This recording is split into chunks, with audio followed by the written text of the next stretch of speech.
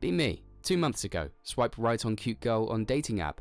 We hit it off instantly. Late night deep talks about life, dreams, etc. Spend hours messaging each other every day. Decide it's time to meet up IRL.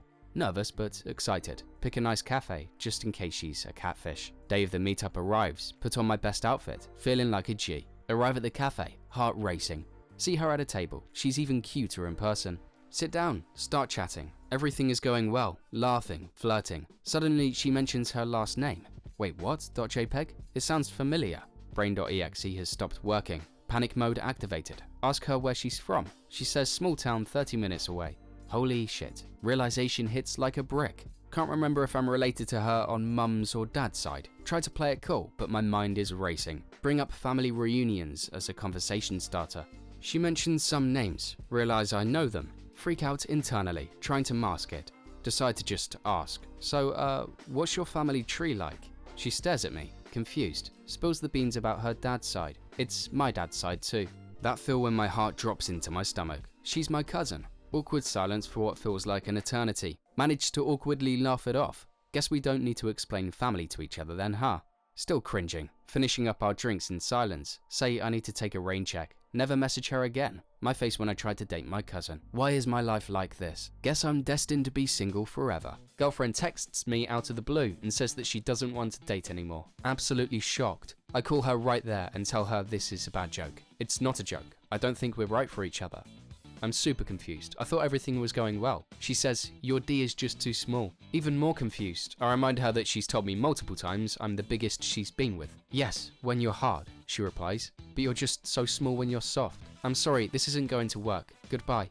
My face when. Be me. Playing video games on Sunday night. Comfy as hell. Very invested in game. See a light coming through my window. Oh shit. I stayed up all night playing video games. Panicking as I think about another exhausting day at work. Look out window. Turns out that it's just the mushroom cloud from a clear nuclear warhead. Crisis averted.exe. Walk into chocolate shop. Lady behind counter says, hi, what can I get for you today? Ask for sample. Okay, sounds good. Which flavor? She says. Try 3 different flavors. Moan while I'm eating them.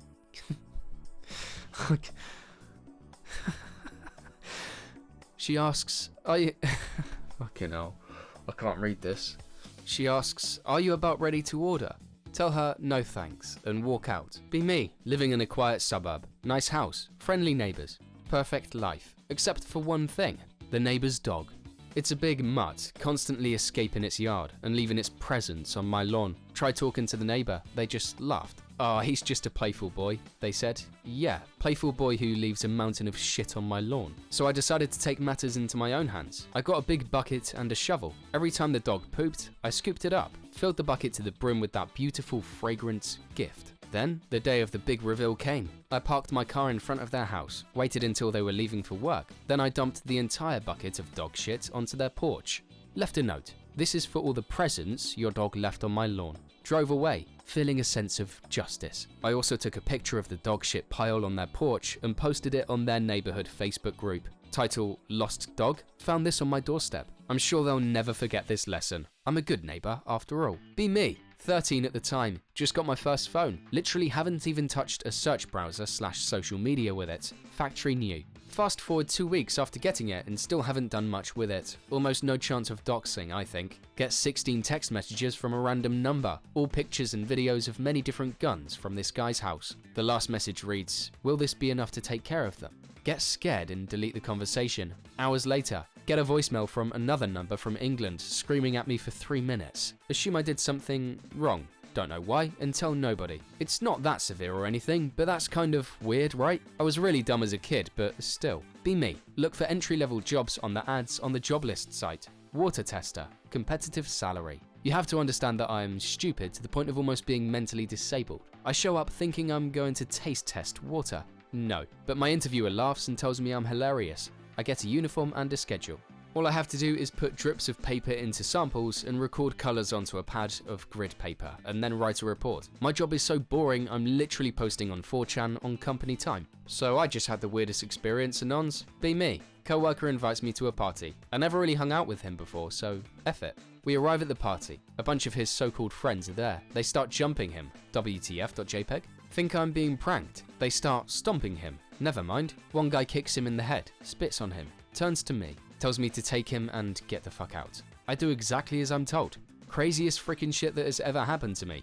I have no clue what was going on, but I am never going to hang out with white people again. I love telling this story. Working in far northern Alberta, area where it's literally a huge forest and only signs of civilization is oil, gas wells and plants. It's all muskeg in the forest area. Muskeg is scary just by itself. It's literally soft ground from decaying stuff in the forest that has grass growing on top. It can be immensely deep water / rotting plants and animals, but thick enough for grass to grow and some small trees to even take root. It's Alberta's quicksand. Moose are known to venture into it and get stuck and drown. In areas like this, some of the wells can only be visited by most vehicles in winter. Some are even more remote and can only be accessed by helicopter even in winter. I picked up a pretty sweet job on one of the helicopter runs doing maintenance for 2 years. I want to stress these locations are at least 300 to 400 kilometers away from any real civilization at this point. And traveling in these areas is dangerous, not only because of animals, but shit like muskeg. One summer, my pilot lands us down. As we land, a guy exits the little shack set up on the site. He looks pretty normal, little tattered and rough, but looks like a normal human.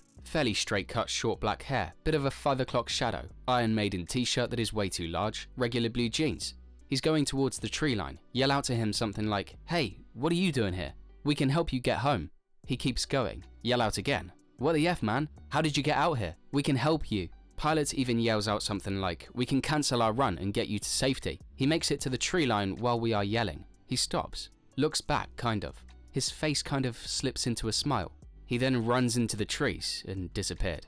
No one at work believed us, still stuck with me. Not really paranormal, but truly the weirdest thing I've ever experienced.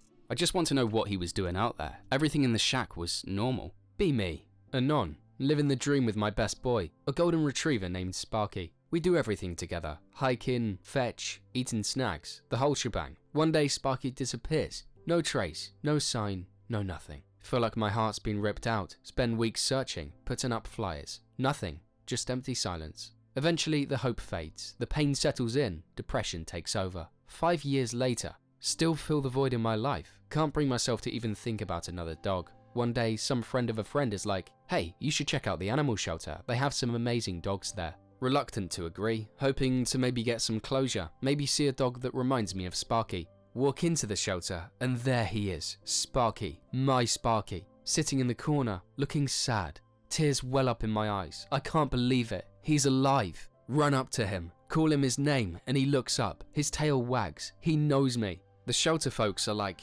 "Wow, you must have a special bond with this dog." Yeah, I think I do. Take my Sparky home. Feel like the happiest man alive. Life is beautiful again. I love every day of it. Thank you, God. Thank you, Sparky.